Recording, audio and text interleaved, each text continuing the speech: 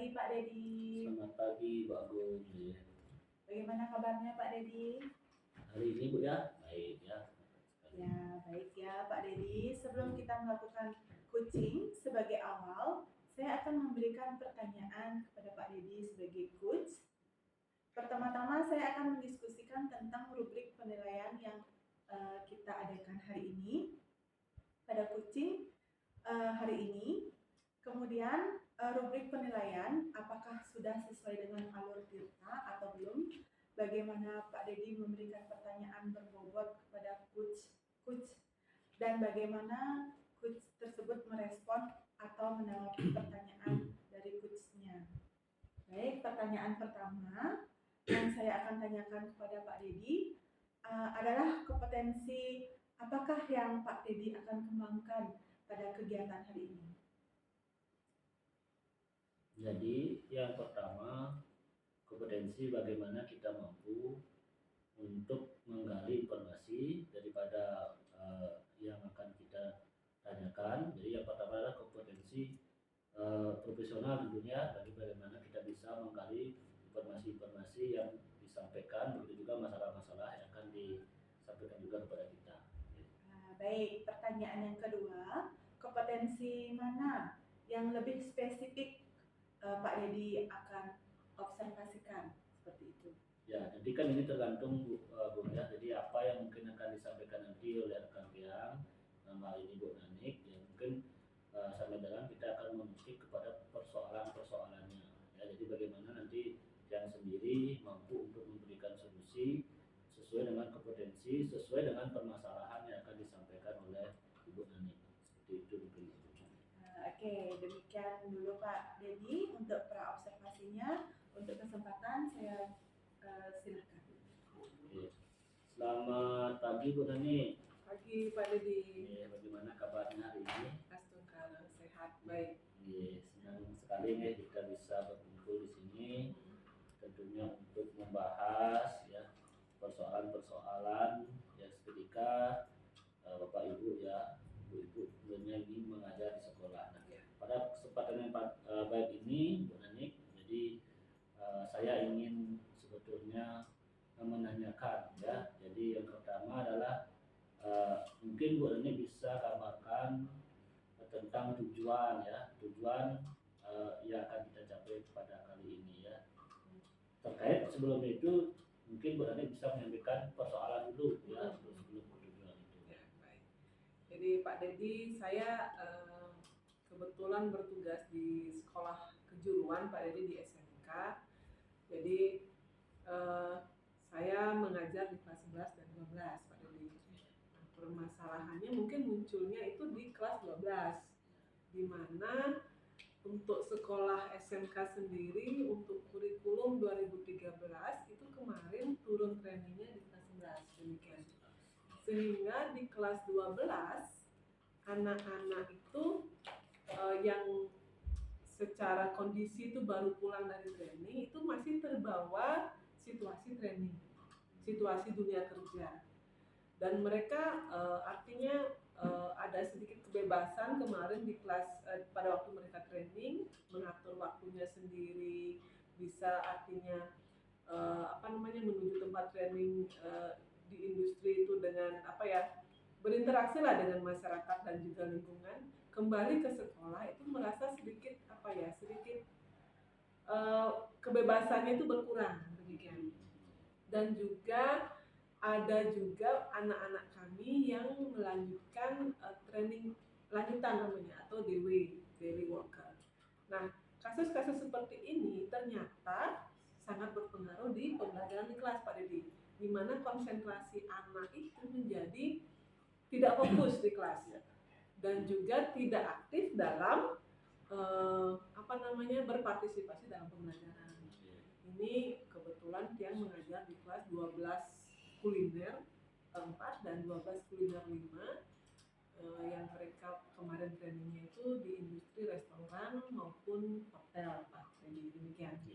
Jadi dapat saya tangkap Bu Nanik, jadi dari apa yang sudah disampaikan tadi adalah bagaimana siswa yang Bu Nanik ajar ya ketika mereka datang dari training ya, pengalaman kerja lapangan itu ketika akan ke sekolah ya, mulai pembelajaran di ekosistem pembelajaran itu agak sulit. Iya. Ya, agak sulit, mungkin dalam hal ini masih terbawa situasi bagaimana anak-anak tersebut itu di tempat mereka training. Benar. Jadi otomatis semangat belajar mungkin kurang ya, semangat belajar mungkin kurang karena mereka masih terbawa tentang yang mulai disiplin, cara kerja, semangat kerja, budaya kerja yang sudah mereka setiap hari bahkan lakukan di tempat training itu. Nah sekarang sejauh ini Bu Danik, jadi apakah sudah pernah melakukan beberapa identifikasi masalah yang dalam hal ini tanda kutip, pernah nggak Bu Danik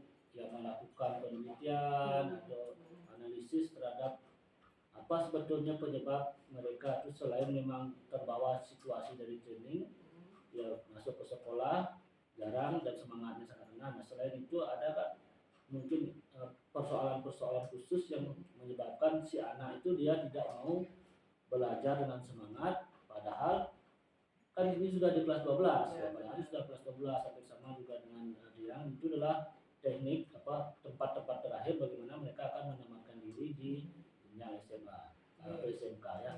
Jadi coba Bu Nani apakah bisa berikan sedikit gambaran selain analisis itu identifikasi masalah bagaimana mereka itu sangat tidak tidak fokus ya di bidang pembelajaran. Baik.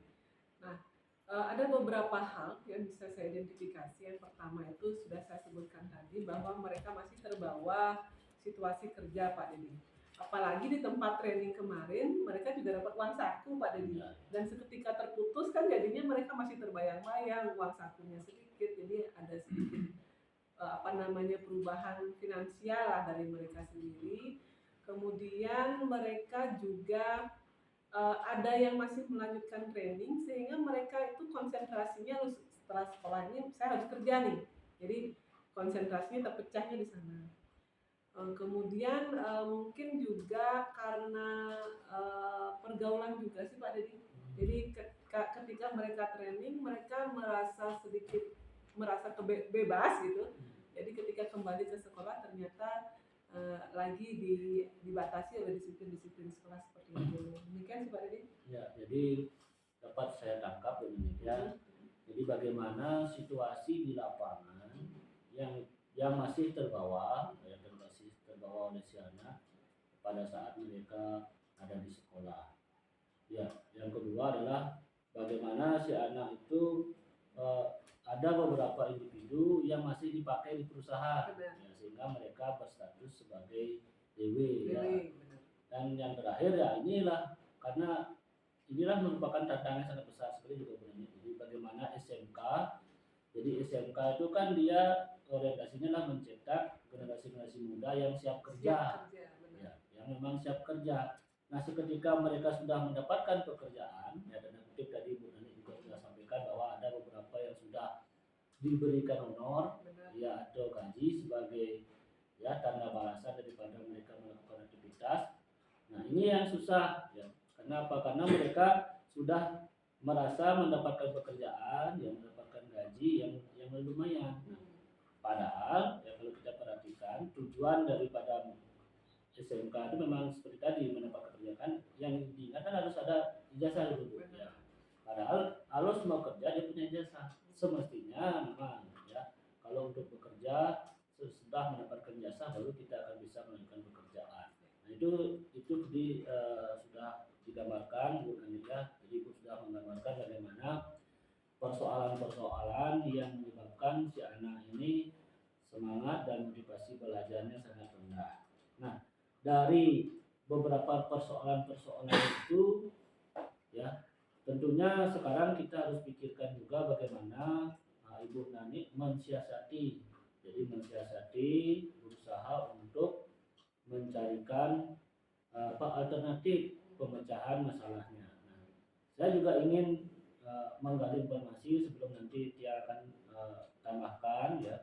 Jadi sejauh ini dari identifikasi masalah yang sudah Ibu Nani sampaikan, apakah itu sudah berjalan secara maksimal Bu Nani? Jadi kalau belum mungkin bisa digambarkan tindak lanjut itu bagaimana terhadap identifikasi masalah-masalah yang Bu Nani sudah ajukan tadi. Mungkin bisa disampaikan. Baik. Baik Pak Dadi, kemarin kan kita mendapatkan materi mengenai pembelajaran sosial emosional gitu Pak Dadi ya. Rencananya saya akan menerapkan pembelajaran emosional ini di kelas Pak Dadi. Itu yang pertama.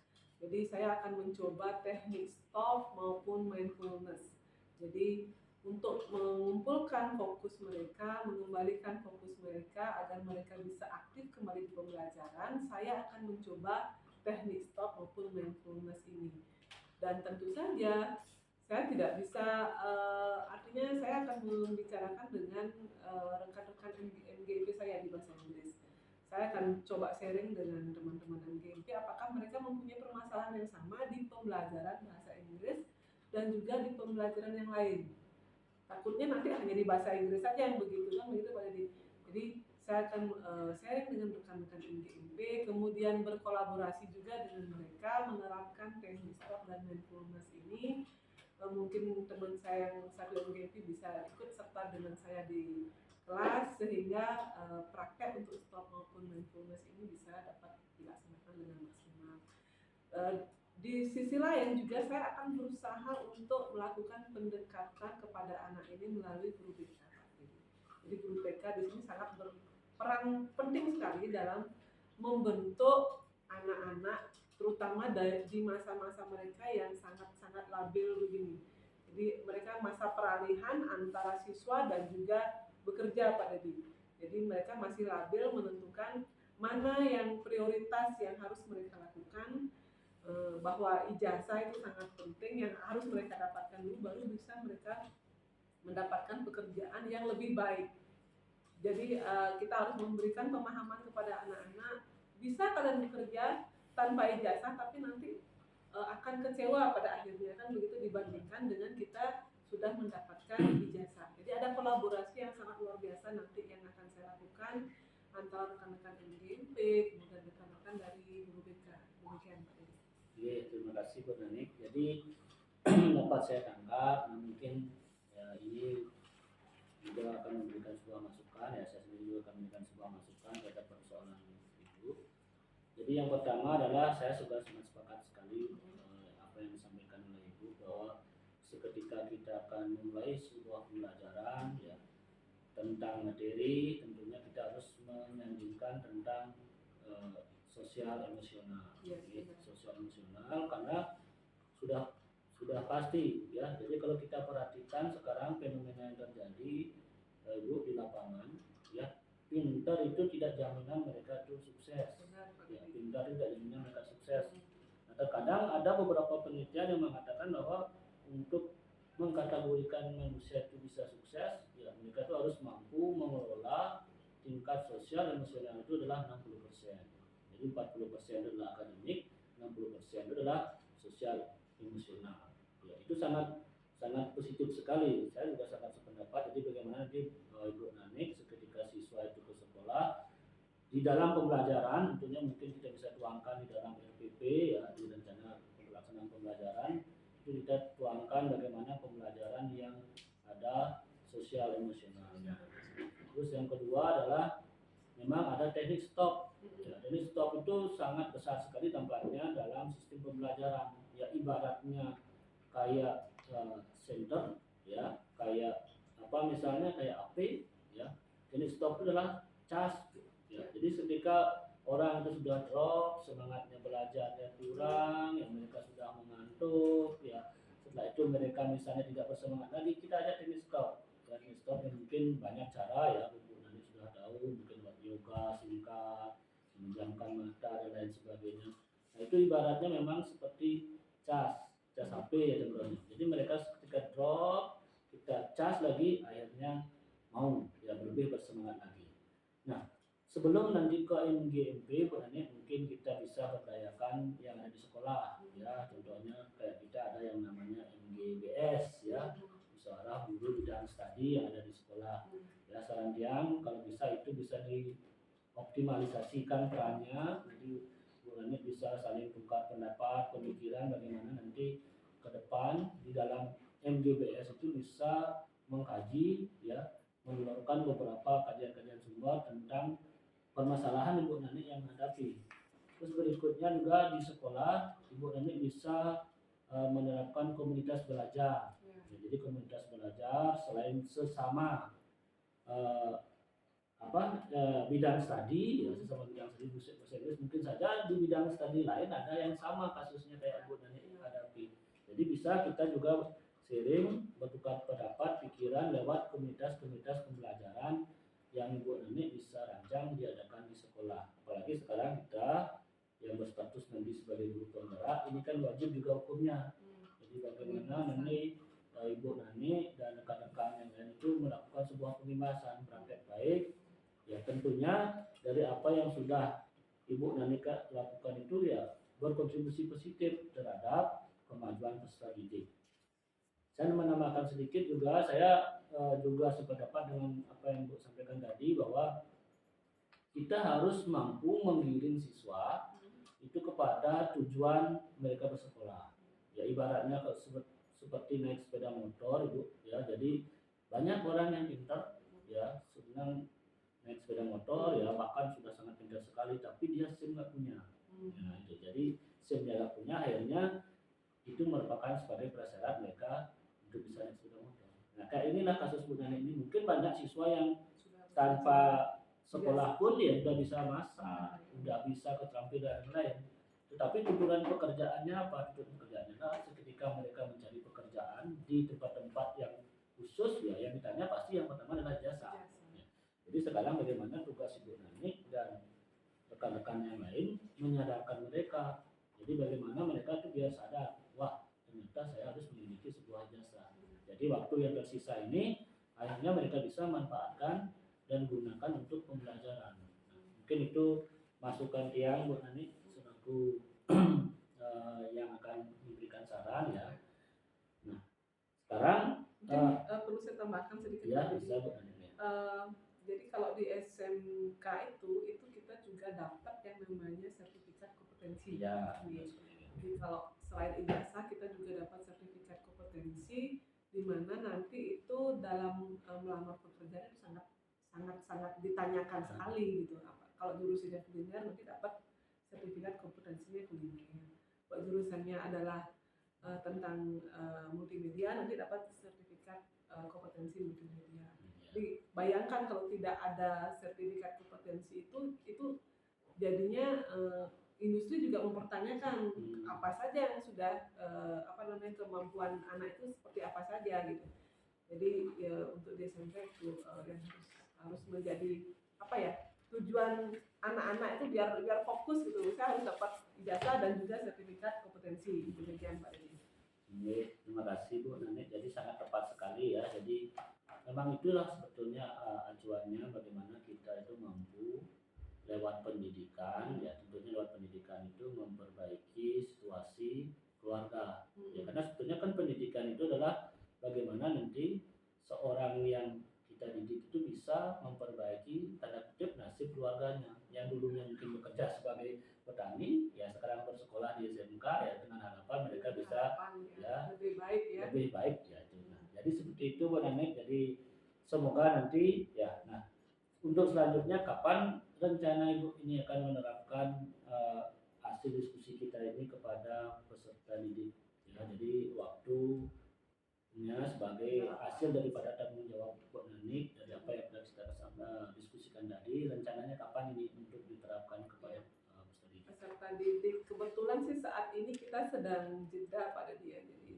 baru saja selesai ulangan akhir semester, jadi rencananya saya akan terapkan ini di semester depan. Tahun 2024. Tahun 2024.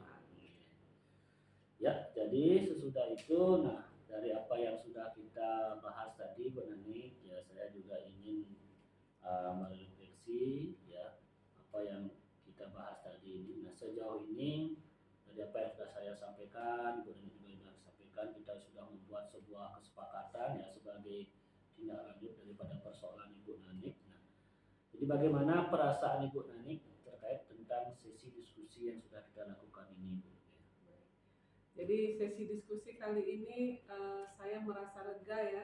Jadi apalagi berdiskusinya dengan Pak Dedi yang juga merupakan guru SMA dengan permasalahan yang sama, hampir mirip Pak Dedi ya, dengan artinya ketidakfokusan siswa di dalam pembelajaran.